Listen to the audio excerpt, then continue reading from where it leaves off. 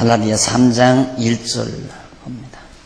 어리석보다 갈라디아 사람들아, 예수 그리스도께서 십자가에 못 박히신 것이 너희 눈앞에 밝히 보이거늘 누가 너희를 꾀더냐. 내가 너희에게 다만 이것을 알려 하노니 너희가 성령을 받은 것은 율법의 행위로냐 듣고 믿음으로냐. 너희가 이같이 어리석으냐. 성령으로 시작하였다가 이제는 육체로 마치겠느냐. 2절까지 보겠습니다. 본문 말씀은 사도 바울이 갈라디아 교회에 보내는 편지에서 하나님의 은혜를 망각하는, 하나님의 은혜를 잘못 알고 있는 자들에게 책망하면서 하는 내용입니다. 하나님의 은혜를 폐하고 자기의 공로를, 율법을 지켜 의롭다함을 얻으려는 자기의 공로를 드러내려는 어리석은 자들의 잘못을 책망하며 전해준 내용 속의 한 대목입니다. 오늘은 교재 37페이지 위에서 7째 줄, 종교개혁시대의 은혜교리에 대한 견해에 대해서 살펴보도록 하겠습니다.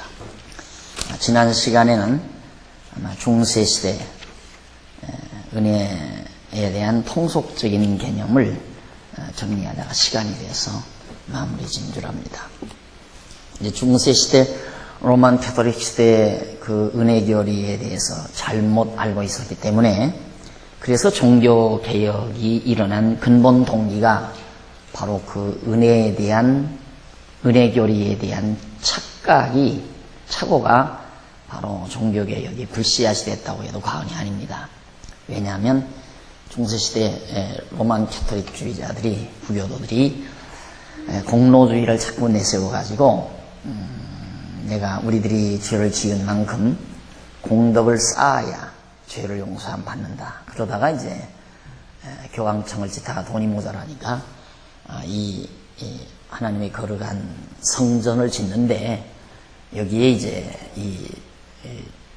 돈이 필요하니까 속죄표, 죄를 용서받았다고 하는 표를 사면 이제 하나님께 죄 용서함 받는다고 하는 그런 웃지 못할, 근데 그런 거에 통해요, 사람들에게. 그런 게. 그 참 놀라운 일이죠. 그래서 종교라는 게 어쨌든 어떤 형태의 종교든 세상에 존재하는 것 같아요. 저는 늘 생각하는 게 뭐냐면, 야, 세상 정말 모르고 살면 바보되기 다 알맞구나 하는 거고, 쏘가 사는 게 당연하게 하구나 하는 생각을 많이들 하지만은, 부교도들이 이제 그렇게 은혜 교리에 대해서 전혀 무시해버리고, 성 어거스틴이 4세기경, 주 4세기경에 은혜 교리에 대해서 말을 했지만, 그 말을 하면서도 어거스틴도 바로 우리의 공로를 무시할 수는 없다. 그래서 어거스틴이 어정쩡한 얘기를 한 거예요. 그러니까 사실은 따지고 보면 존경할 만한 사람도 못 되지만, 그 당시로는 어거스틴만한 학자가 없었으니까 그런 말이라도 하는 학자가 없었단 말입니다. 그러니까 어거스틴이 우리는 은혜로 구원 얻는다. 하지만 그래도 우리의 공로를 무시해서는 안 된다는 그런 어정쩡한 말을 해놓은 것이, 그게 이제 끈이 된 거예요. 그래서 부교도들은 봐라, 어거스틴도 우리의 공로를 무시해서 안 된다고 잘 아느냐. 그러니까 우리가 공로가 있어야 하나님께 구원으로 기도하고 또 죄 용서 받는다. 이제 그런 쪽으로 끌어간 거고, 루터는, 종교개혁자 루터는 어거스틴의 은혜의 교리를 붙들고 우리는 믿음으로 말미암아 의롭다함을 얻는다 하는 교리를 내세워서 종교개혁을 단행한 겁니다. 16세기에.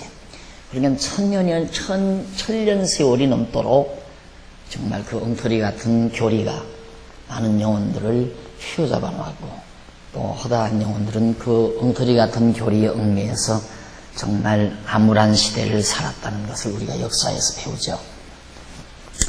그러면 이 종교개혁 시대의 은혜교리에 대한 견해는 개혁 초기의 칼빈의 견해와 개혁 후기의 알미니우스 견해로 크게 대두됩니다. 물론 칼빈의 견해는 마틴 루터의 견해와 같은 견해입니다. 그런데 이제 루터와 칼빈이 은혜 교리에 대해서 말을 했는데, 거기에 조금 지나니까 후기에 이제 알미니우스라는 사람이 은혜 교리에 대해서 다시 이제 다시 이제 첨가를 하게 되는 이 두 가지 은혜 교리를 개혁시대 은혜 교리로 우리가 정리를 해봅니다. 우선 줄바꾼 데 보시면은 종교개혁자 칼빈의 은혜 교리는 기독교 초기 교부시대의 터툴리안이나 어거스틴 그리고 안셈과 같은 교부들의 견해를 대부분 동의를 하죠. 아까 제가 지금 잠깐 서론에서 말씀을 드렸지만, 예수님 오신 이후 이 4세기, 16세기 이렇게 되죠. 지금 우리 21세기, 오늘 우리가 현재 여기 살고 있고, 그런데 이 시대, 이 이전이 이제 소위 이제 초기인데, 기독교 초기 역사인데, 바로 이 4세기경 이 무렵이 이제 교부 시대라. 신부, 교부, 신부 이렇게 된단 말입니다. 신부 시대. 그런데 이 교부 시대, 신부 시대 이 시대 사람들이 이제 특히 이제 학문적으로, 신학적으로는 교부 시대 사람들이 3세기죠. 교부 시대 터툴리안이나 이제 어거스틴 이 사람들이 그 당시에 기독교 사상을, 기독교 신학을 이끌어가는 대학자라고 이렇게 인정을 받는 사람들이기 때문에 그 사람들이 말하는 이들이 말하는 은혜 교리를 바로 여기 이제 칼빈이 그대로 이걸 대부분 동의를 했다 말이죠. 이 시대에는 이건 동의할 수가 없죠. 완전히 이것은 공로주의 시대니까, 인간의 공로주의 시대니까. 근데 저런 공로주의가 그냥 일반 대중들에게는 그냥 아무런 거침없이 그냥 공부 안 시켜도 상관없어요. 그냥 저 말은 맞아, 그래야 돼.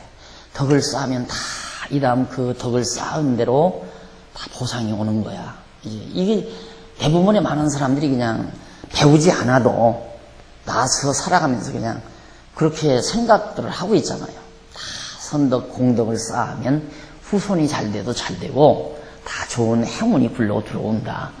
이거 그냥 공부 안 시켜도 대부분 사람들이 너 그러다가는 천벌 받는다. 나쁜 짓을 하면 그러죠. 너 그러다가는 천벌 받는다. 네가 안 받으면 네 자손 때가 되고 천벌 받는 거야. 그런 나쁜 짓이 어디 있느냐. 이런 것이 그냥 보편화된 일반 대중들의 생각이기 때문에 그냥 이런 사고 구도를, 이런 개념들을 그냥 기독교 신앙에다가 끌어들이면 공부시킬 거 없어요. 그냥 좋은 일 많이 해라, 착한 일 많이 해라, 신에게 봉사 많이 해라, 하나님에게 봉사 많이 해라, 하나님께 많이 갖다 바쳐라. 그러면 다 복이 굴러 들어온다. 이게 자연스러운 거 아니에요? 이걸로 천년을 이끌어온 거예요. 이 초기에는 사실 이 중세, 이 로만 캐토릭주의자들도 이 중세기에는, 초기에는 굉장히 지성적이었어요. 아주. 그래서 이때 이제 대학이라는 게 처음 생기는 거예요. 교회 안에 대학이 생긴 거예요. 일반 사회에서 대학을 세운 게 아니라 교회 안에서, 이 진리가 교회 안에 있으니까 교회 안에만 이 진리가 있다고 그때 생각을 하고, 그래서 이 대학을 세워가지고 여기서 뭐 천문학도 가르치고 기하도 가르치고 성경 신학도 가르치고 신학도 가르치고 이러면서 이제 대학이 교회 안에 세웠는데, 그렇게 가르치다 보니까 사람들이 똑똑하잖아요. 똑똑하니까 이런 말들이 잘 안 통한다고 말이에요. 그러니까 이걸 없애버린 거예요. 대학 교회 안에서 싹 없애버리고 그냥 제도와 형식, 의식 이런 것만 살려놓고 이제 우람한 성당 지어놓고 그 안에서 아주 사람들의 길을 꺾을 수 있는, 길을 꺾는, 거기 들어오는 사람들의 길을 꺾는 온갖 이 의식과 그 다음 어떤 제복과 의식. 그래서 거기 앞에 나와서 하는 사람들이 긴 거 누리틀에 입고 노란 걸 갖다 쓰고 이상야릇한 그런 제복을 만들어 입고 이제 이 환경을 그렇게 우람하게 지어놓고 아주 사람들의 길을 꺾는 여러 가지 의식 순서를 만들어내고, 그렇게 해서 이제 천년을 이끌어온 거예요. 천년 동안. 그러니까 이건 아주 쉬운 거예요. 이 방법은 간단하고 쉬운 거예요. 그러니까 불교도 보세요. 불교도 아주 정말 으스스하게 그 법당을 꾸며놓고 우상 만들어 놓고 들어가는 입구에서부터 막 왕방울만한 사람 만들어 놓고 참으로 막 몽둥이로 때릴 것 같은 그런 여러 가지 물건 만들어 놓고 그게 지금 몇천 년을 이끌어오잖아요. 몇천 년. 왜 그게 일반 대중들을 다스려 가는데 제일 쉬운 방법이니까. 일반 대중들은 인간이란 누구나 다 양심이라는 게 있잖아요. 그러니까 누구나 자기 양심에 가책되지 않는 사람이 없단 말입니다. 그러니까 그런 인간에게 그런 제도와 형식은 아주 완전히 길을 꺾는 데는 끝내주는 거죠. 길을 꺾는 데는. 그래서 이제 그 불상 앞에 가서 그냥 천배 만배 이렇게 절을하게 하는 것도 완전히 기 꺾는 약이거든요. 거기서 벌써 100배를 했다. 100번 절하는 동안 완전히 기 다 꺾어져 버려요. 사람이. 그래서 이제 나글나글해져 버리고 그 다음 이제 사람이 이제 시주할 마음이 생기게 돼요. 그렇게 이제 종교예요. 그러다 보니까 이제 대학이 없어져 버리고 이런 어설픈 하나의 교리를 만들어 가지고 이끌다 보니까 이 당시 이제 루터나 칼빈은 조금은 깨어난 사람이란 말입니다. 얘는 영털이거든요. 성경에도 없는 얘기고. 그래서 이제 종교개혁을 일으킨 건데 칼빈이 이제 그런 루터와 칼빈은 원래 예수님의 제자, 그 다음, 사도, 속사도. 사도와 속사도, 그 다음, 사도들의 제자가 속사도고, 속사도의 제자가 교부 아니에요? 그러니까 교부 시대 터툴리안이나, 그 다음 신부 시대로 넘어오면서 이제 어거스틴 같은 그런 사람들이니까 예수님에게 직접 배운 자들에게 배우고, 그 사람들에게 배운 사람들이니까 비교적 건전하게 배웠다, 이 말이야, 이 사람들은. 교부들, 이 사람들은. 신부 시대까지도 그런 대로 아주 건전하게 배웠기 때문에 그래도 이 의례교리라는 것이 이들이 말하는 것 같은 엉터리는 아니었다 이 말이죠. 그래서 이제 그걸 칼빈과 루터가 그대로 받아들인 거예요. 그 어떤 내용인지 한번 정리해 보십시다. 그 밑에 줄바군데 보시면요.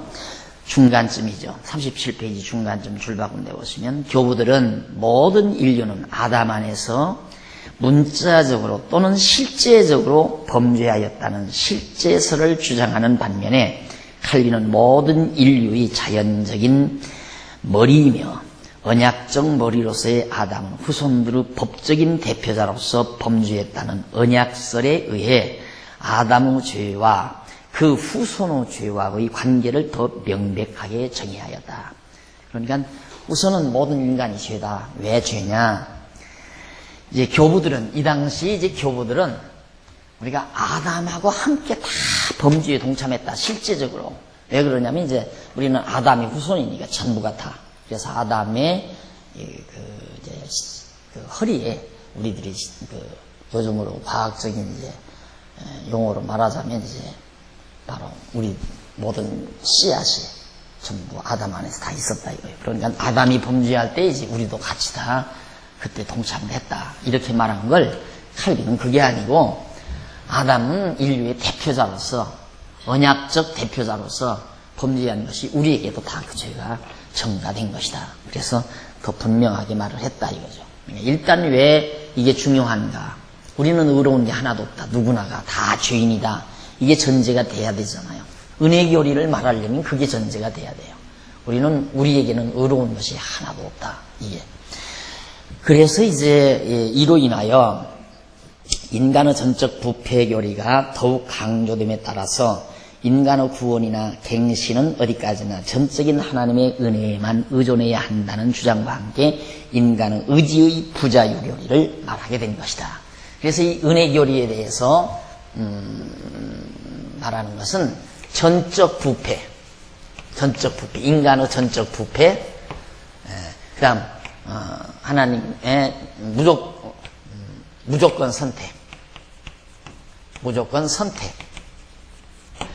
인간은 다 누구나가 모든 인간이 다 부패해졌기 때문에 다 죄인이기 때문에 누구를 구원시키느냐? 그건 아무런 조건 없는 다 죄인인데 여기서 무슨 누구를 조건 따져요?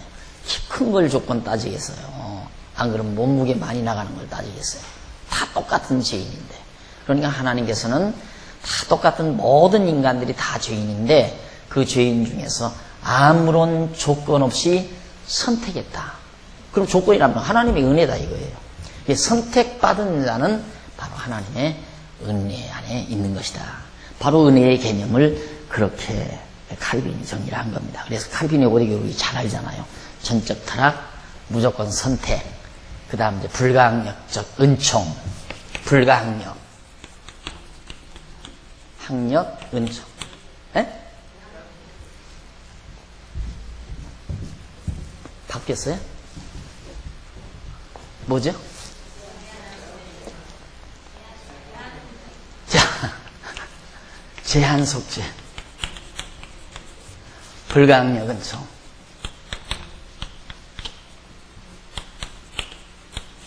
예, 그 다음, 구원 확실. 인간은 다 완전히 전적으로 부패했기 때문에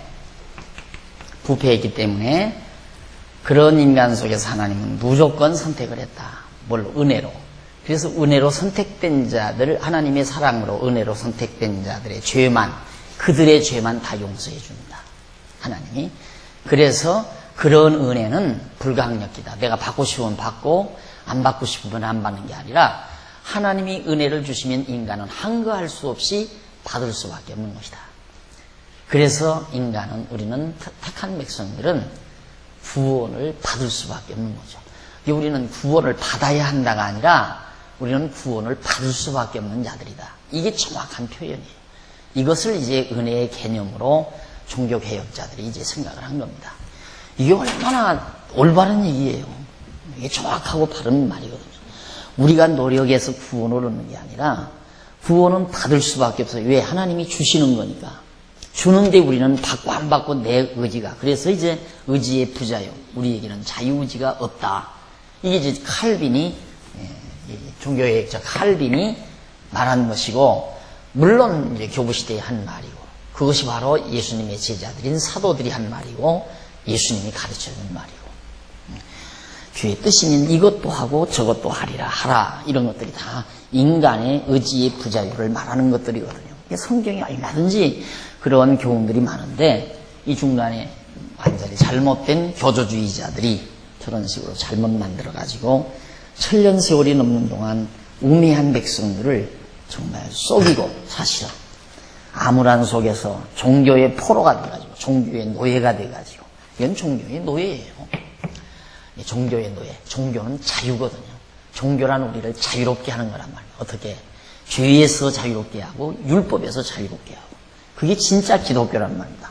기독교는 죄에서 자유를 주고 율법에서 자유를 주고 짐을 벗게 만들고 수고하고 무거운 짐진 자에게 가벼운 멍에를 매주는.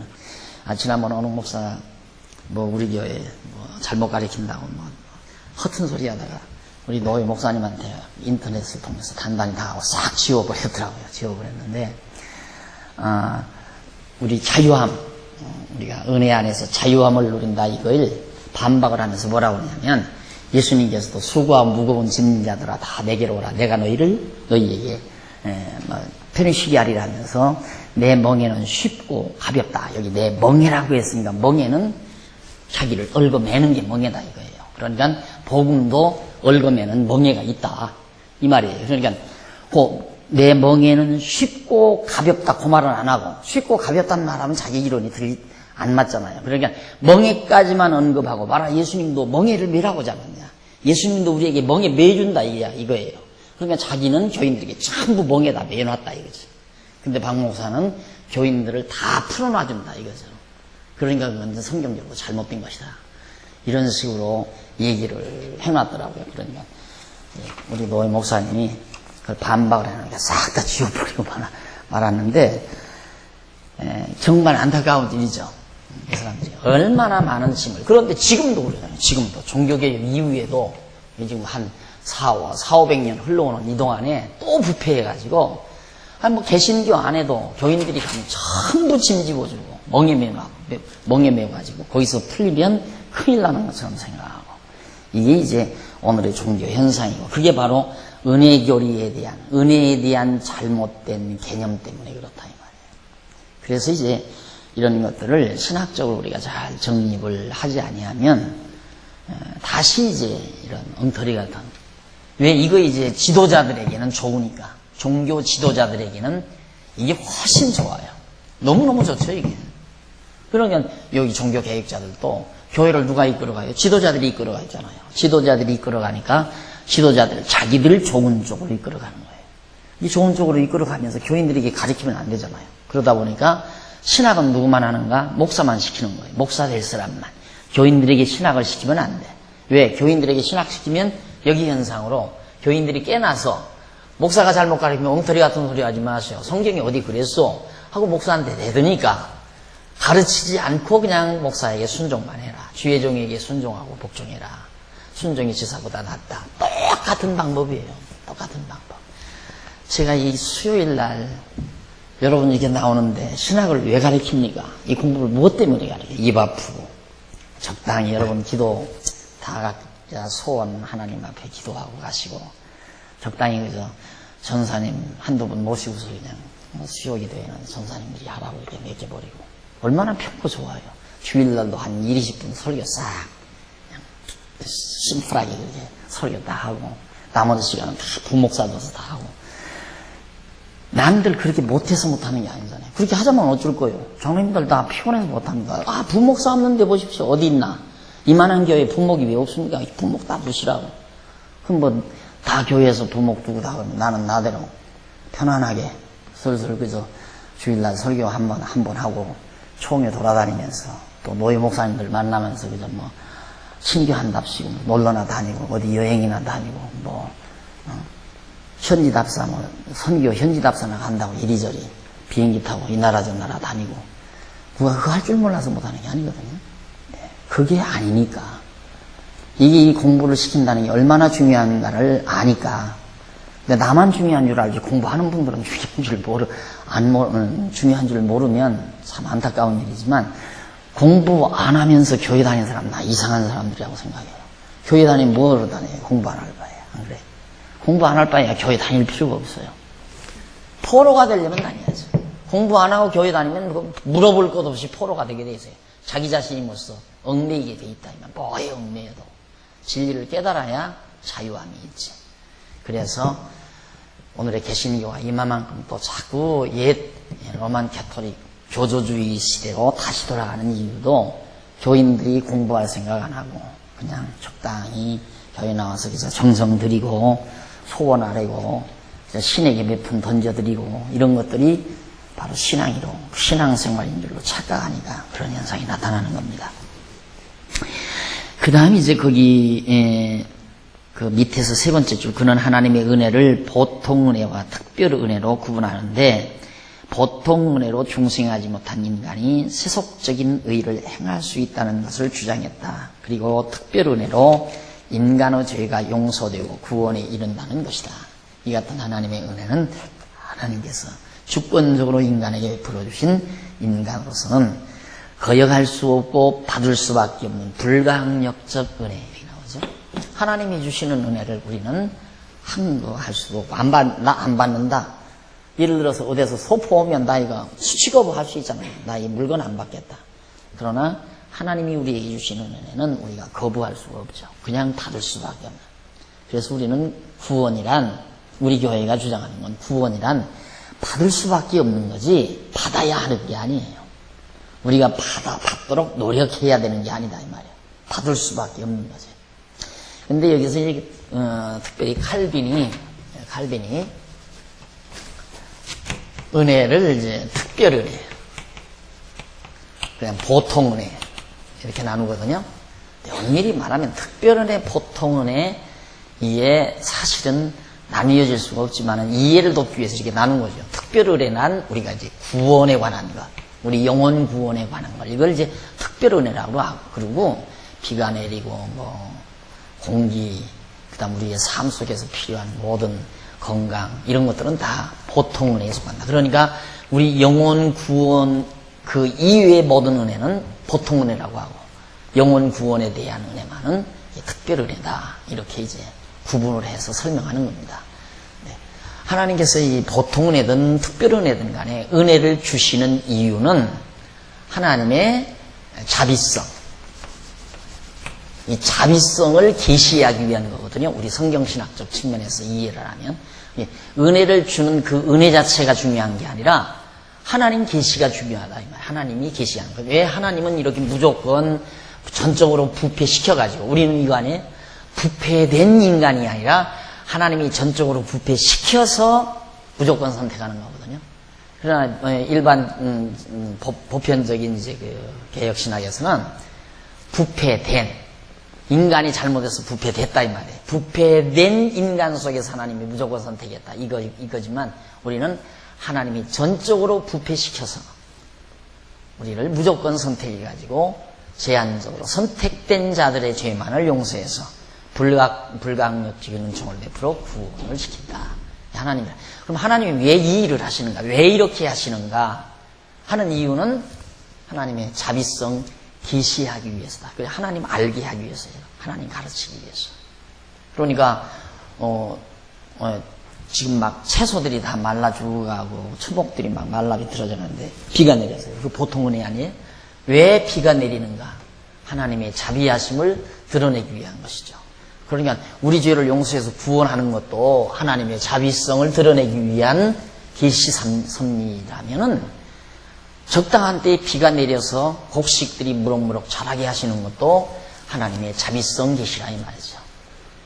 이른 아침 동력에서 태양이 떠오르게 해서 맑은 태양빛을 받아 많은 곡식들이 여물어가게 만들어가는 것도 하나님의 자비성 계시고요. 그러니까 결국 우리의 입장에서는 뭐 특별 계시니 보통 계시니 뭐 그때 나누어 생각할 필요가 없어요. 하나님의 자비성 계시를 위해서 다만 성경에 기록된 것은 우리가 그냥 일반 은총, 일반 역사 속에서 일반 이 사회 속에서 일어나는 모든 일들을 우리가 잘 모르잖아요. 왜 비가 내리게 하는가? 왜 전쟁이 일게 하는가? 전쟁이 왜 일어났나? 또 왜 평화로움이 이루어지는가? 이거 다 역사 해석이 안 되니까 하나님께서 성경을 통해서 그 역사 해석을 할 수 있는 간추린, 그러니까 참고서나 같은 거예요. 그 역사 해석을 할 수 있는 원리를 성경에다가 계시한 거거든요.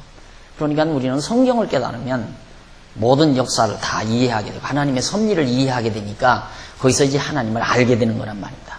그 차이지 특별 계시하고 보통 은혜라고 특별 은혜와 보통 은혜를 딱 나누어서 그렇게 막 무자르듯이 딱 나누어질 수 있는 성질의 것이 아니다. 따지고 보면 다 같은 거죠.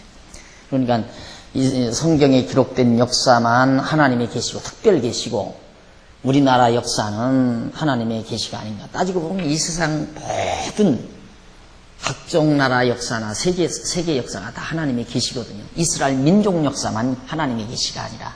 근데 다만 이스라엘 민족의 역사는 우리들로 하여금 역사를 해석하게 하려고 거기다가 하나님께서 참고서를 붙인 거죠. 해석을 붙여준 거예요. 이렇게 해서 애굽에 가서 종살이되고 이렇게 해서 애굽에서 나왔다. 이제 하나님이 해석 다 붙인 거 아니에요. 그런데 우리 역사는 해석이 없어요. 왜 우리가 36년 동안 외정의 치하에서 고생을 했나? 아무도 해석 붙인 적 없어요. 그리고 왜 8.15 해방을 맞게 했나? 그리고 왜 이 번영을 주셨나? 아무도 우리 한국 역사를 해석하는 사람이 없죠. 그러나 성경 역사에 비추어서 성경에 나온 역사 해석에 비추어서 해석을 하면 하나님이 36년 동안 외정 치하를 겪게 했다. 그 속에서 이제 정말 기독교가 학대를 받으면서도 막 그 일본 신에게 절하는 학대를 받으면서도 기독교가 죽지 않고 살아 움직였잖아요. 그렇게 이제 하나님께서 교회를 강하게 키우기 위해서 해방거덕으로 막 기독교가 확 터져버렸어요. 그러면서 이제 복음 전파를 하게 하시려고 우리 한국 교회를 통해서 이제 많은 나라에 중앙아시아나 이제 아시아권에 복음 증거를 하게 하시려고 이 경제적 부흥과 함께 지금 산업의 역군들이 지금 선교사들이 나가서 복음 증거하는 게 아니에요. 따지고 보면 선교사들은요 가서 전부 놀고 있어요. 내가 가봤어요, 진짜. 필리핀에 가서 선교사들 활동하는 거 봤는데 뭐 가서 활동한다는 게 그렇게 한국에서 선교비 받아다가 그거 가지고 유럽으로 돌러 다니고 뭐 선교연합회 뭐 있다고 해서 카나다에 가서 며칠씩 있다 오고 그러고 돌아다녀요. 뭐 그 주민들 붙들고 뭐 성경 가르치고 그거 아니고. 근데 진짜 선교는 누가 하는가? 필리핀으로 장사하러 간 사람이 장사가 사업하러 가서 사업 차려놓고 거기서 사업하면서 이제 원주민들하고 관계하면서 거기서 이제 예수를 전하게 되고 복음을 준 거. 그 사람들이 도리어 실제 복음 사역하는 사람들이 참 많아요. 그러니까 하나님께서 한국에 이런 번영을 주시는 이유가 뭐 간단하죠. 이런 과정을 통해서 더 복음 전도가 더 많이. 꼭 그렇게 있잖아요. 미국도 경제발전 부강한 나라 만들어가지고 그들이 막 복음을 수출을 해가지고 복음이 이제 한국에 전해지고 이렇게 많은 나라에 복음 전도 선교 사업을 했잖아요. 우리 한국도 바로 지금 그런 단계 하나님이 두신 거란 말입니다. 그렇게 역사 해석을 우리가 할 수 있도록 해놓은 것이 바로 성경이고, 이제 우리나라 역사는 이제 보통 섭리라고 그렇게 구분할 수는 있지만, 사실 본질적으로 보면 뭐 특별 섭리 따로 있고 보통 섭리가 따로 있는 게 아니에요. 다 하나님의 섭리지. 무슨 섭리? 하나님의 속성을 깨닫게 하기 위한 계시 섭리. 그러니까 지금 우리나라 역사, 우리나라 안에서 이루어져 가고 있는 모든 역사도 하나님의 계시 섭리죠. 계시는 지금도 계속되고 있고, 성경은 더 이상 기록되지 않지만은 하나님의 계시는 지금도 계속해서 나타나지 않아요. 자, 그럼 이제 38페이지 위에서 네 번째 줄 거기 보면, 다섯 번째 줄바꿈 보시면, 하나님의 특별 은혜에 대한 칼빈의 신학적인 배경은 칼빈주의 5대 교리에 잘 표현되어 있다. 이 5대 교리 나오잖아요. 5개 교리. 여기에 은혜 교리가, 이건 은혜 아니고는 설명이 안 돼. 이게 바로 은혜다. 이 5대 교리가 은혜를 설명하는 중요한 내용이죠. 사실 우리 교회 이제 초기에 명동 모임이 이루어지고, 그때 이제 강의 나간 게 바로 이거죠. 아주 중요하게는 5대 교리가 다루어지고, 개혁의 3원리, 만인제사장, 이제 이들은 이제 교황권이지만 우리는 성경권이, 이 사람들은 사제주의지만 우리는 만인제사장, 이 사람들은 구원의 불확실이지만 우리는 구원의 확신, 이런 식으로 해서 만인제사장, 이신듣고, 그런 식으로 우리가 이제 종교 개혁의 3원리를 정리해가지고 이거하고 해서 설명하면서, 그때 이제 많은 젊은이들이 저걸 듣고 정신이 깨어나기 시작하고 눈 뜨기 시작하고 그런 거거든요. 왜? 한국교회가 은혜를 그렇게 안 가르쳤으니까. 은혜가 뭔가 부흥사들에다가 북치고 나팔 불고 막 손뼉치면서 미치광이짓, 땀을 뻘뻘 흘리면서 미치광이짓 한 거야. 그러면 은혜 충만히 받았다 이거예요. 그렇게 엉터리 같은 교회가 되어버려서 우리 한국교회가. 근데 원래 장로교는 그게 아니거든요. 이게 은혜 교리라. 이걸 가르쳤어야 돼. 은혜를 깨닫게 하려고. 그런데 이런 건 안 가르치고 그냥 부흥사들에다가 북장구 치면서 막 사람들 혼 빼놓고는 돈 걷어서 이제 막 예배당 짓고 외형적으로 발전하고. 사람이 일단 혼이 빠져버리면, 정신 나가버리면, 종교에 한번 정신 나오면 정신이 없어요, 솔직히. 오늘 또 이제 그런 신문에 그런 얘기 어디 보니까 그런 얘기가 있었다마는, 그 목사의 설교를 듣고는 가정 다 버리고, 남편이고 자식이고 다 버리고 그냥 그 목사 하나는 대로 다 따라 나가버리는. 그게 지금 한국의 정정당당한 장로교로 간판 붙이고 이 교회를 해요. 그런 교회들이. 근데 종교 자유가 있으니까 그걸 어쩔 수 없어요. 정부에서도. 당하는 네가 병신이다 그거지. 우리가 얼른 생각하면 정부에다 저 나쁜 교회 지도자 사람을 교사죄로 걸릴 수 있어야 되잖아요. 교사죄로. 잘못 사람을 거짓으로 가리켜서 그 사람의 생활에 여러 가지 손실을 가져오게 했다. 이 교사죄에 걸리는 거거든요. 근데 종교의 명의를 두고 하면 교사죄 안 걸려요. 절대 안 걸려요. 그러니까 종교의 명의로 돈을 받으면 그건 절대 몇십억 아니라 몇백억, 몇천억을 받아도 아무것도 없어요.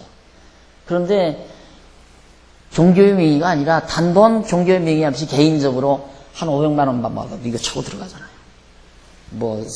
이번에 지금 보니까 8천만 원인가 얼마, 5천만 원인가 받았다고 지금 잘못하면 해고랑차게 생겼더라고요. 근데 종교의 이름을 띄고 받으면 몇천억을 받아도 껐다고 없어요. 그게 이제 우리 이제 자유주의 국가의 모순이면서도 또 참 좋은 점인데, 종교라는 게 얼마나 좋습니까? 좋은 종교라고 하는 거예요. 그만큼 종교라는 게 인간 생활에서 중요하니까 이제 우리 자본주의 사회에서는 종교를 인정해주고 종교의 자유도 주고 그러는 건데, 그걸 이용해서 이제 그런 허탄한 민도가 낮으면 그런 엉터리 같은 종교가 왕성하게 돼 있어요. 민도가 낮으면. 이 민도가 높으면 그런 종교가 시들어져 버리는 거죠. 그러니까 이런 고도의 어떤 진리체계가 없는 종교는 한때 민도가 낮을 때는 막 융성하다가 민도가 점점 깨어나면 다 시들어들게 돼 있어요. 다 시들어들게. 우리나라도 지금 막 눈부시게 일어나는 교단들이 요즘 보니까 막 난리가 났어요. 이제 막 재산 싸움 벌리고 교인들이 막 단결해가지고 연부한 거 다 내놔라. 쏘갔다. 이래가지고 막 고발을 하고 법정으로 고발을 하고 뭐 그 큰 교단들. 또 지금 뭐 여의도에 있는 큰 교회도 왜 교회 재산을 사유재산 만들어서 아들 사업에 도와주고 그랬다 해가지고 막 장로들이 반기를 들고 교인들이 점점 줄어들고 그러니까 이제 거기도 이제 또 일반 장로교회에서 목회 잘한다는 목사들에다가 부흥회한다고 또 광고를 써붙였더라고요. 이 한계가 오니까 깨어나면 안 돼요. 민중이 깨어나면 다 무너지게 돼 있어요. 그러니까 종교가 나쁘기 때문에 무너나는 게 아니라 종교가 잘못되어 있기 때문에 결국 민도가 깨어나면 종교가 시들어져 버린 거죠. 그러니까 올바른 종교는 민도가 높을수록 좋죠. 우리 교회 같은 경우는 민도가 높을수록 좋아요. 진짜 민도가 높을수록. 그러니까 왜 그러느냐면 민도가 높을수록 이해가 빠르고 정확하고 분명하고 확실하고 이래 놓으니까 민도가 높을수록 좋지만은 엉터리 같은 종교는 민도가 높을수록 왕성하게 돼 있다. 이게 이제 특징으로 나타나는 겁니다. 그래서 사실 이제 우리 교회 같은 경우는 막 불릴듯 일어날 수 없는 그건 당연한 거예요. 불릴듯 이게 뭐 강의를 한두 번 듣고 막 내가 할 수 있는 성질의 것이 아니잖아요. 몇 년씩 두고 공부를 해야 그 다음에 돼야 확신이 오고 안 그러면 막 몇십 시간씩 공부를 한 다음에 돼야 확신을 얻고 이제 이런 경우도 있고 그동안 막 교회에서 뭘 배우고 좀 아는 분들은 두서너 시간만 듣고도 푹 깨어나죠. 이제 그런 경우는 그렇게 있을 수 있어요. 그러나 그런 사람들은 과거에 성경 공부를 많이 했죠. 잘못된 성경 공부를. 그렇게 했다가 한두 시간 들어오면 이제 귀가 트이는 거예요. 여기 가까이 지금 이 동네에서 오셨나? 여기 오늘 저녁에 오셨나 모르겠네. 2주간 나오셨다고 어제 가면서 지난주에 가면서 인사를 하더라고요. 그러면서 그런 얘기를 하더래요. 십자가가 조금해서 마음에 들어서 처음에 찾아다녔다는데요. 그런데 우리 소도인들은 박 목사님 어때 십자가라고 저걸 십자가라고 붙여놨다 그러는데 보세요. 생각하는 사람은 십자가 작을수록 좋아하잖아요. 또 십자가 조금해서 마음에 들더래요. 그래서 뭔가 있겠다고 하는데 지금 2주간 와서 듣고는 참 좋다고 그러고 게시판에 붙여놓은 글을 이제 와서 다 읽어봤나 봐요. 읽어보고는 이 교회가 뭐가 알맹이가 있구나 싶어서 아주 얼굴이 활짝 펴가지고 오셨더라고요. 젊은 분이신데 이사 왔대요. 일로로. 그러니까 이제 그런 분들이 몇 시간씩 아니면 몇 달씩 공부하고 나면 이제 딱 굳어지는 거죠. 우리는 민도가 높을수록 좋다. 이게 바로 제가 보는 견해고 이런 경우는 민도가 높을수록 이건 시들어진다. 그러니까 이 로만 캐토릭 교회가 번영하는 교회, 번영하는 지역을 다 보세요. 로만 캐토릭 교회가 번영하는 지역은 저 남미 지역이나 이 동남아, 필리핀 이런 필리핀 아주 민도가 낮잖아요. 필리핀은 99%가 한 90% 이상이 캐토릭 신자들이에요. 민도가 낮을수록 이 번영하게 돼 있어요. 그리고 여기만 그런 게 아니에요. 일반 종교도 민도가 낮을수록 그런 종교 활동이 잘 됩니다. 그럴 수밖에 없죠. 근데 이제 정말 기독교야말로 민도가 높을수록 당연해야죠. 정상적으로 잘 시작한 거예요. 원래 교회가 대학으로부터 교회 안에 대학이 이루어져 가지고 아주 고도의 지성인들을 양성하는 그런 교회로 제대로 발돋움이 됐어야 하는데 하다 보니까 똑똑하니까 지도자들이 골치 아프잖아요. 자꾸 대드니까 복종하지 않고 그러니까 이거 아니다.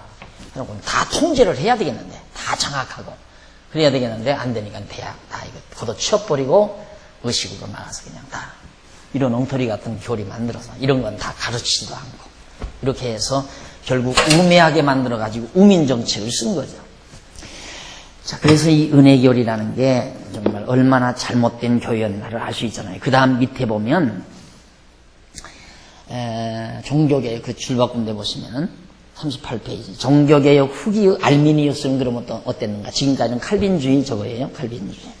알미니우스는 칼빈과는 대조적인 은혜교리를 주장한 자이다. 그가 주장하는 교리에 동조하는 알미니안과의 은혜교리는 하나님의 은혜를 셋으로 구분하여 설명한다. 그 하나는 예비적 은혜 혹은 보통 은혜, 다음은 복음적 순종 은혜. 여기 순종 나오잖아요. 이게 이제 문제예요. 이게 지금 장로교까지 다 장로교는 칼빈주의를 따라야 되는데 칼빈 이후에 알미니우스가 나왔어요. 알미니우스라는 사람이에요. 그래서 이 사람이 주장한 이론을 알미니즘이라고 하죠. 알미니즘. 이건 칼빈이즘이고, 알미니즘은 이건 칼빈주의. 알미니즘은 정반대예요.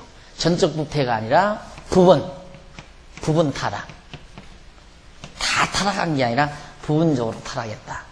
그렇기 때문에 무조건 선택하는 게 아니라 조건 선택이다. 아주 반대죠. 조건 선택. 그리고 제한 속죄가 아니라 무제한 속죄. 그 다음 불가항력 은총이 아니라 가항력 은총. 내가 받을 수도 있고 못 받을 수도 있다. 항력 은총.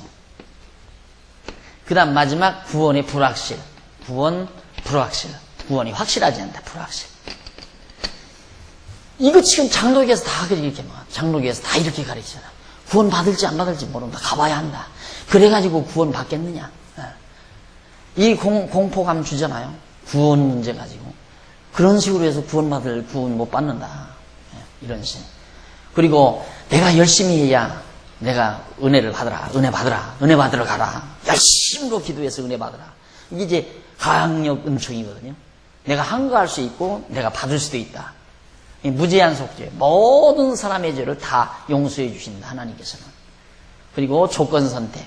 조건적으로 보아서 하나님이 조건을 보고 선택한다. 그러니까 이제 내가 늘 그림을 이렇게 그리지만 어떤 사람은 발목만큼만 물에 빠진 사람이 있고 죄에. 어떤 사람은 이제 허리까지. 그 다음 어떤 사람은 가슴까지. 어떤 사람은 목까지. 그러니까 기왕이면 하나님이 선택할 때 조금 빠진 사람을 선택한다 이거예요. 여기까지 빠진 사람보다는. 그러니까 우리의 타락도 다 부분적으로 타락한 거다. 그러니까 우리의 인간 안에는 어떤 조건이 있다. 덜 타락된 하나님의 선택의 조건이 있다. 그걸 보고 선택을 했다. 그러니까 인간은 부분적으로 타락했으니까. 사람마다 다르다 이거죠. 타락한 조건들이. 그러니까 그런 사람에 비하면 고재봉이 같은 사람은 구원을 못 얻는 거죠. 그런 사람은 제일 악독한 사람이니까. 사람 막 도끼로 죽이고 그런 사람이니까 구원 얻겠어요. 그런 사람. 그러면 누구만 그래도 이 세상에서 도둑질 안 하고 새님처럼 정말 그렇게 한 사람들은 비교적 하나님이 선택해서 구원을 시킨다. 이런 것이 이제 알미니우스가 주장한 내용이에요. 그러니까 이런 두 가지 은혜가 개혁파 은혜입니다. 그런데 실제 오늘의 현실에서는 이건 다 교회에서 안 가르쳐요. 거의. 대부분 사상이 이 사상을 장로교든 감리교든 이게 이제 감리교가 주로 이 교리의 기초를 두거든요. 그런데 장로교는 이 교리를 저버리고 장로교도 이 교리를 따라가요. 왜? 이거이 교인들을 장악하는 데 이게 좋아요. 이것이 교인들을 장악하는데. 그래 조건 선택, 무제한 속죄 해놓고는 가항력 은총, 구원의 불확실. 구원 받았다 해버리면 사람이 이제 느긋해가지고 목사고 뭐고 이제 대든다 이거죠. 그러나 구원이 확실치 않아야 딱 움츠려가지고 하라는 대로 순종보자라고. 우리 순종의 은혜라고 나오잖아요. 세 번째 거기 보면 복음적 순종의 은혜, 복종시키려고 하는. 그 다음은 인내의 은혜 뭐 이런 건 나오고 참고 기다려라 이거죠. 그러면서 이제 넘어가서 보면 39페이지 위에서 7째 줄 알미니안 바의 은혜 교리에 대한 신학적인 배경은 알미니우스의 5대 교리. 지금 내가 써드린 거예요. 이 알미니우스의 5대 교리, 이건 칼빈주의 5대 교리. 그리고 딱 대립이 됩니다. 그 다음 밑으로 내려가서 밑에서 10번째 줄 바꾼 데 보시면은 그들은 하나님께서 인간에게 인간 자신의 부패성을 제압하고 중생할 수 있도록 하나님의 의지와 협력할 수 있는 은혜를 충분히 주셨다고 주장한다. 이게 이제 신인 합력이라는 말을 늘 말했죠. 이 알미니안주의는 신과 인간의 합력, 신인 합력설. 알미니안주의는 단마디로 말하면 신인 합력설. 우리는 절대 주권성. 하나님의 신적 주권성. 하나님이 단독적으로, 주권적으로 부패시키고 선택해서 제한적으로, 불가항력적으로 구원받게 해주신다. 이게 이제 우리 장로교가 말하는 거고, 알미니안주의는 부분 타락. 근데 여기서 솔직히 말하면 지금 칼빈은 전적 부패에 있어서 사실은 이것은 인간의 책임으로 걸려요. 인간이 부패했다. 인간이. 따먹지 말라는 선악을 알게 하는 과일을 따먹고 불순종함으로 인간이 부패했다. 그런데 하나님이 그 부패한 인간 중에 무조건 선택했다. 이거거든요. 자, 그러면 어떤 문제가 생기느냐면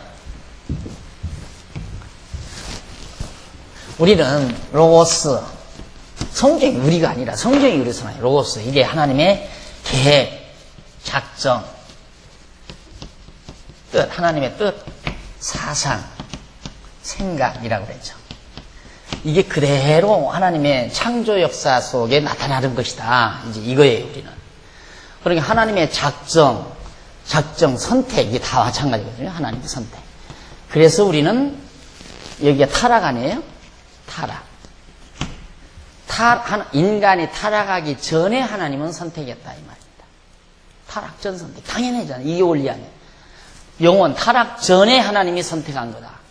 그러면 칼빈이 말하는 대로 전적 부패한 다음 그 뒤에 인간이 타락한 다음에 다 타락한 상태에서 선택했다 하면 타락 후 선택이죠. 타락한 다음에 선택한 거예요. 그러니까 이건 저런 식으로 말하면 로고스가 아니죠. 로고스가 펼쳐지는 게 아니고 하나님도 인간이 타락할지 안 타락할지 순종했으면 뭐 선택하고 말 것도 없는데 불순종해서 타락하고 나니까 인간은 다 타락한 가운데서 하나님이 그 뒤에 선택한다. 이렇게 이제 칼빈도 이게 바로 괴로운 부분이에요. 지금 개혁파 신학자들 여기가 이게 괴로운 부분이에요. 그래서 절더러 신학자들이 이 총신 교수들이 평하기를 뭐냐면 박용기 목사는 초칼빈주의자라고 그래요. 초칼빈. 칼빈을 초월한 초칼빈주의자다. 이렇게 이제 명명을 붙이는 이유가 저 부분 때문에 그래요. 근데 지금은 이건 나만 이렇게 주장하는 게 아니고요. 나만 이렇게 주장하는 게 아니라 그 뒤 이제 이 종교개혁이 쭉 오면서 이 신학 과정에서 그 교리를 그러니까 타락 전 선택, 타락 후 선택 이걸 놓고 이제 소위 지금으로 말하면 총회가 모인 거예요. 종교 지도자들 총회가 모여서 그때는 총회 모이면 뭐 하루 이틀 하는 게 아니고요. 몇 달씩 6개월 이런 식으로 해요. 왜 그러느냐면 이런 교리 문제가 나오면 이제 이걸 가지고 연구를 하는 거예요. 막 종교 지도자들이 막 몇백 명씩 모여가지고 연구를 해서 이걸 결정을 하는 거예요.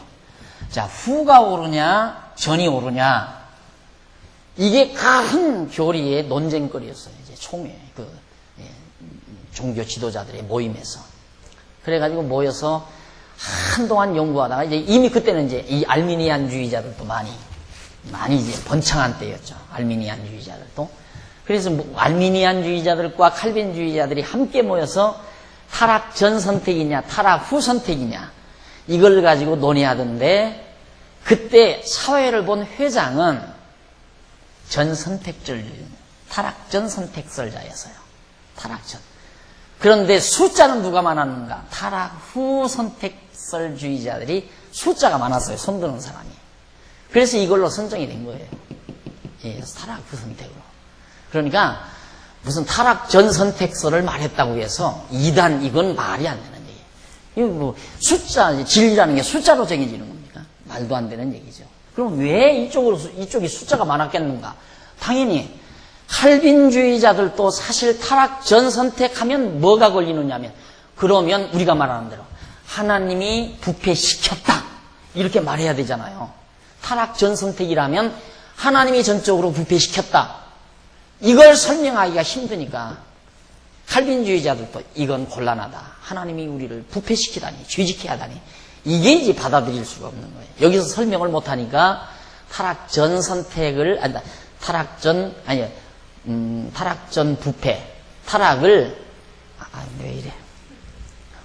타락 전 선택을 말하지 못하고 타락 후에 선택했다. 칼빈주의자들도 많은 칼빈주의자들이 이쪽을 선택한다 이 말. 그런데 알미니안주의자들은 더더없이 이쪽 선택할 거 아니에요. 그러니까 알미니안주의자들하고 칼빈주의자들 가운데 이제 비주류하고 힘이 모아지니까 이 숫자가 많아질 수밖에 없죠. 그러나 그 당시에 그래도 실력이 있으니까 사회를 봤을 거 아니에요. 이 교리를 선정하는데 사회자는 타락 전 선택설자였다. 그게 이제 박형룡 박사가 이제 교의신학 저걸 쓰면서 그걸 솔직히 자기도 이제 이 부분이 괴로운 거예요. 괴로우니까 사실은 자기는 타락 후 선택설을 얘기해요. 하지만 타락 후 선택설을 이렇게 이것을 얘기를 하지만은 그 당시에 사회를 본 회장은 타락 전 선택설주의자였다. 따라서 타락 전 선택설을 우리가 완전히 무시할 수 없는 이론은 아니다. 무시해야 하는 이론은 아니다. 그리고 양심적으로 박형룡 박사가 그 얘기를 해놔요. 그러니까 우리는 이거 설명해. 왜 그러면 저쪽 하나님이 부패시키느냐. 아주 간단하게 아버지가 탕자 내보내지 않느냐 이 말이에요. 내쫓는다 이 말이에요. 나가서 내 멋대로 노름도 하고 술바지도 하고 한번 살아보라. 내보내는 거라 이 말이죠. 그런 원리에서 우리는 간단하게 설명하잖아요. 기독교 윤리도 그런 문제에서 우리는 깨끗하게 다 정리가 되고요. 그래서 이제 바로 우리가 말하는 것은 타락 전 선택, 영원 전, 선지창조 이전에 하나님이 다 선택해 놓은 것이다. 그러니까 은혜는 여기서 진짜 이게 은혜예요. 은혜. 이 하나님의 은혜가 로스 은혜인데 그 은혜를 그냥 이렇게 드러내는 거예요. 그러니까 기독교는 완전히 한마디로 막 은혜의 종교예요. 은혜의 종교. 그런 의미에서 은혜의 종교인데 요즘 사람들 은혜의 종교라고 하는 것은 방언하고 춤추고 예언하고 환상 보고 그냥 고함 지르고 펄펄 뛰고 그게 이제 은혜의 종교라고 이렇게 착각을 하는 거죠. 그러니까 그런 신학적인 걸 우리 과거 교회 장로교가 교인들에게 안 가르쳐 놨기 때문에 갑자기 한쪽에서 뭐 달랄랄랄랄랄 하고 은혜 받았다고 난리를 치니까 이게 뭐냐 하고 눈이 휘둥그레져가지고 다 몰려간 거예요. 그래서 장로교가 엄청난 열심쟁이들을 그 뭐 오순절주의자들한테 다 뺏겨버리고 오순절이 막 갑자기 막 이렇게 처치에 일어나 버리고 말았죠. 이런 거 안 가르쳐 놓으니까. 가르쳤으면 아하 은혜라는 게 바로 이런 게 은혜로구나. 바로 이게 은혜로구나. 이걸 알았으면 저 무슨 미치광이 짓이야 저거. 이렇게 알았을 거 아니에요.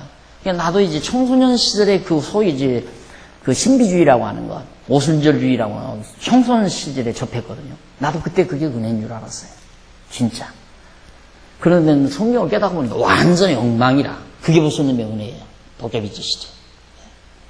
그러니까 이런 얘기하면 이제 날들어 성령을 뭐 거스린다나 뭐 이러고 이제 나오는 거죠. 그것도 모르고. 내가 안 해봤다면 또 몰라. 내가 한때 거기 푹 빠졌댔어요. 뭐 성령운동 속에. 그래서 내가 산에서 한 4, 5년 살았잖아요. 미쳐가지고 나도. 그러니까 그 세계를 막 환히 알죠. 어떻게 하면 그런 현상이 일어난다는 거 가지고 방법도 다 알고 실제로 내가 시도도 했고. 나 하루 저녁만 끝나면 돼. 하룻밤만 끝나면. 하루 저녁만 지나면. 그때 한참 20대 초반, 10대 후반, 20대 초반에 꼬마 부흥사로 하룻밤, 그때는 5일씩 부흥회를 했어요. 5일씩 하는데 첫날은 가지 않지요. 조금 해가지고 키도 지금도 적은데 조금 해가지고 그러니까 가지 않죠. 첫날 한 번이면 끝나요. 그 다음부터는 막 헛물 막 완전이다. 이제 그런 세계에서 종교의 이 마물, 매력적인 이 무식 대중들에게 완전히 기만술칙을 피우는 이 종교의 아주 그 암초를 제가 적나라하게 알게 되죠. 그 속에 들어가서. 근데 그 사람들은 그게 진짜로 알고 하는 거예요. 근데 나는 그래서 하나님께서 뭐 제대로 두뇌를 만들어 주셨는지는 모르지만 그걸 비판할 능력이 생기더라고요. 자꾸만. 저건 아니다. 뭔가. 어떻게 해서 그걸 더 참 괴로웠느냐면요. 제가 밴드부에 있었잖아요. 밴드부에. 그래서 제가 그 색스폰 말고 클라리넷을 했어요. 클라리넷. 그걸 제가 했는데, 이제, 그걸 하면서 이제 막 악단들이 막 하얀 가운을 입고, 그걸 하면 완전히 거기에 다 녹아버려요, 사람들이. 막 하얀 가운 입고 밴드 들고 막 하게 되면, 거기에 다 하늘에서 천사가 내려온 줄 알아요. 그러니까 붕 떠요, 사람들이 그것만 해도. 그런데 그거 하고 내려와서 악단들이 뒤에 오면은 이제 뭐 먹을 것이 어떠느니, 뭐 대우가 어떠느니, 막 서로 시기하고 질투하고, 다 교인들은 천사로 왔는데, 막. 그래서 그 뭐 거기다 딸리려고 막 서로 붙들고 난리를 칠 때 굉장했어요, 그 당시에. 쏘가가지고, 이게 대단한 무슨 천사들이나 내려온 줄 알고. 그러면 또 막 나팔 불다가 막 그 하얀 가운 입고 가서 막 앞에 나가서 쫙 한 번씩 막 흔들어주면 막 대중들이 막 일어나가지고 막 수라장이 되고. 거기서 돈 내라는데 안 낼 사람이 어디 있어요? 안 낼 사람. 그래서 내가 찬양대들 가운 안 입히는 거 나도 안 입고. 그게 얼마나 사람을 정말 매혹시키는 무서운 말인가를 알기 때문에. 그때부터 이건 아니다. 뭔가 속임수다. 그 사람들은 속임수라고 생각하니까 내가 볼 때는 이거 속임수다. 그래서 이제 자꾸 말씀을 연구하게 되고 성경 연구하게 되고 그러다가 이제 반짝해서 성경 가르치는 쪽으로 제가 이제 발길을 돌리게 되죠. 이 완전히 모르면 다 속아요. 다 모르면 누구나 속게 돼 있어요. 그 장난 속에. 지금 똑같이 그렇게 하거든요. 요즘 다시 그게 붐이에요. 다시.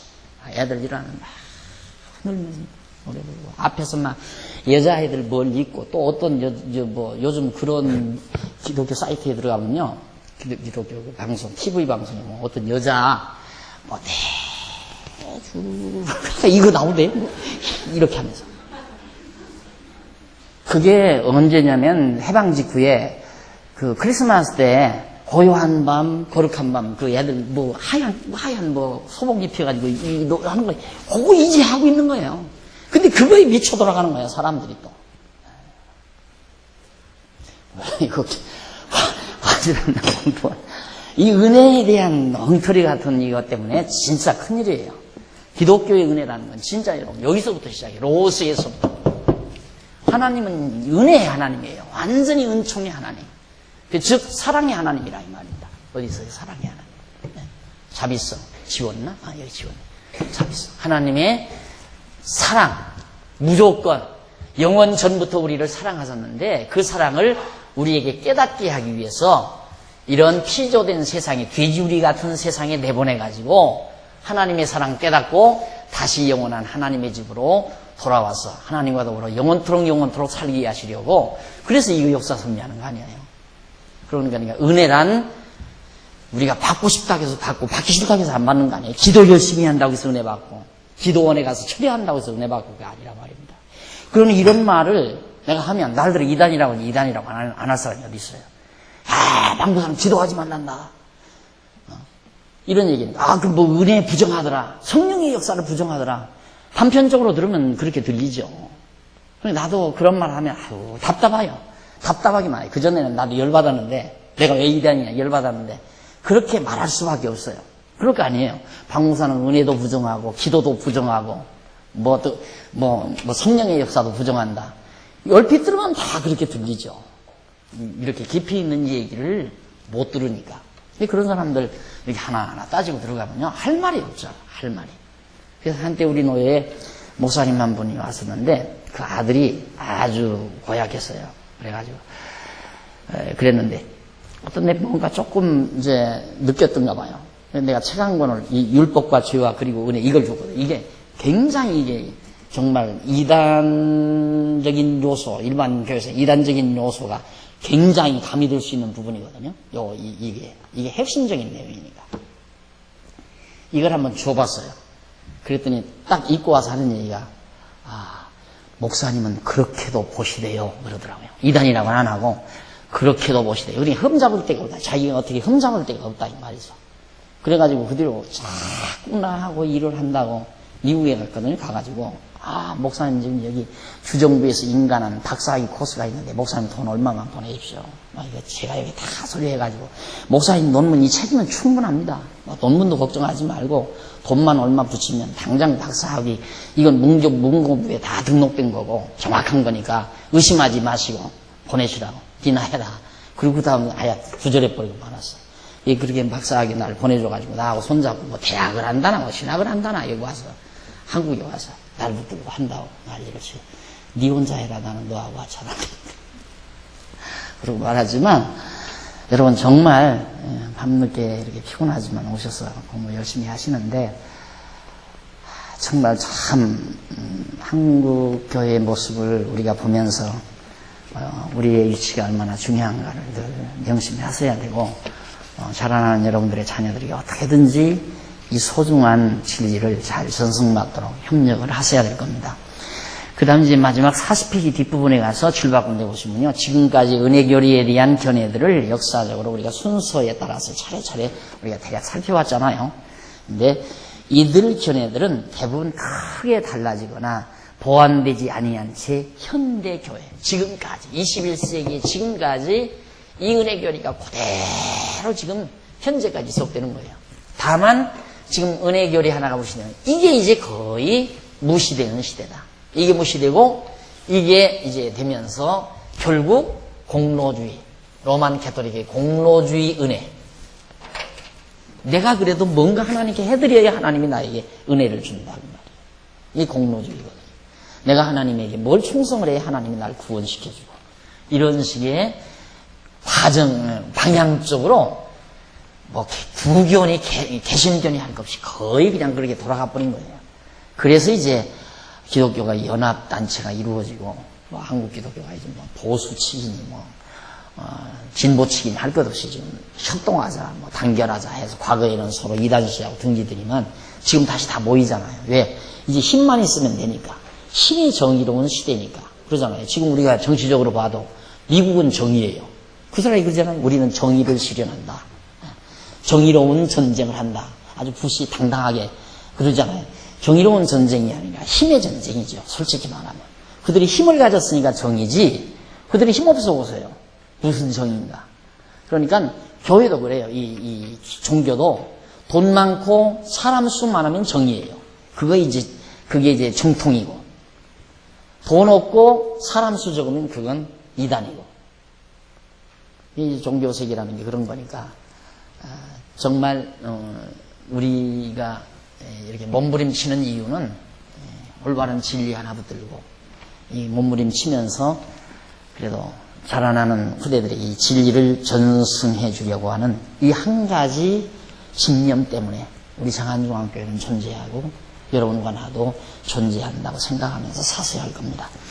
그 다음 이제 거기 살펴본 대로 교회 역사상 은혜교리에 대한 다양한 이론들이 신학의 깊이를 알지 못하는 일반 성도들은 아무런 비판 없이 무조건 수납하는 경향을 보여온 것이 사실이다. 그 결과 구체적인 이론 체계에도 없는 막연한 은혜만을 추구해왔고 또 그러한 은혜를 받아야 한다고 강조해온 나머지 대부분의 일반 성도들은 은혜 아닌 은혜를 받으려는 열심으로 가득 차 있는 실정이 바로 오늘의 모습입니다.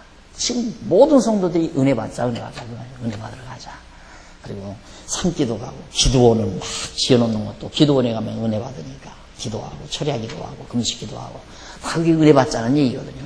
그러니 한심하잖아요. 뭘 받자는 얘기예요 도대체. 뭘. 기도원 가서 뭘 받자는 얘기인지 알 수가 없어요. 불 받아라, 방언 받아라, 뭐 예언 받아라 이런 것들이거든요. 방언하면 은혜 충만히 받았다고 하고. 솔직히 교회가 아니죠. 기독교가 아니에요. 근데 이런 말 하면은 이제 너무 과격하다 하는지 모르지만 그런 식의 얘기라면 그 기독교가 아니죠. 그런데 엄연한 기독교예요. 사회적으로 기독교로 군림하고 있는 거죠. 그래서 정말 뭐 우리의 힘으로는 안 되죠. 하나님이 어쨌든 오늘까지 우리 있게 했고 자라게 하셨고 또 앞으로도 우리를 통해서 이 진리가 전승이 되도록 하나님의 역사를 믿으면서 참고 주시는 환경 따라 열심으로 하는 것뿐입니다. 과연 현대교회 대부분의 성도들이 받으려고 노력하는 그 막연한 은혜가 참으로 기독교 성경이 우리에게 계시해 주는 진정한 은혜일까? 이게 바로 이제 서론적인 내용입니다. 자, 그러면서 이제 그걸 정리하려면 그러면 율법과 죄와의 관계, 다음 시간부터 여러분들에게 전해드릴 내용입니다. 다음 시간 말씀드리고 오늘 강의 여기서 마칩시다. 기도하십시다. 긍휼과 자비가 많으신 하나님 아버지, 은혜와 사랑을 참으로 감사드립니다. 영원전 그리스도 안에서 우리를 선택하셨던 그 놀라운 은혜를 저희들이 항상 그 은혜를 깨닫고 감동하며 살아야 될 저희들이지만 오늘날 허다한 하나님의 백성들이라는 자들이 지금도 은혜를 받으려고 노력하고 애쓰는 안타까운 모습을 저희들은 실제로 보고 있습니다. 아버지 하나님, 몰라서 그렇사오니 하나님께서 저들에게도 아름다운 진리를 깨닫는 아름다운 은총을 베풀어 주시고 우리도 은혜를 받으려 하지 말고 베풀어 주신 은혜를 깨닫는 저희들이 되도록 주님께서 역사하시사 그 은혜를 깨달을 때마다 항상 잔잔한 감동이 우리의 가슴을 촉촉이 적실 수 있도록 역사하시고 하루하루의 삶이 감사가 넘치는 그런 은혜의 감동 속에서 살아가는 슬기로운 종들로 삼아 주시옵소서. 돌아가는 발길 지켜주시고 주 안에서 다시 만날 때까지 우리 각자들의 심령 속에와 가정과 우리 모든 권속들의 가정 위에 평강을 더하시옵시기를 비오며 예수님의 이름으로 기도드립니다. 아멘. 하늘에 계신 우리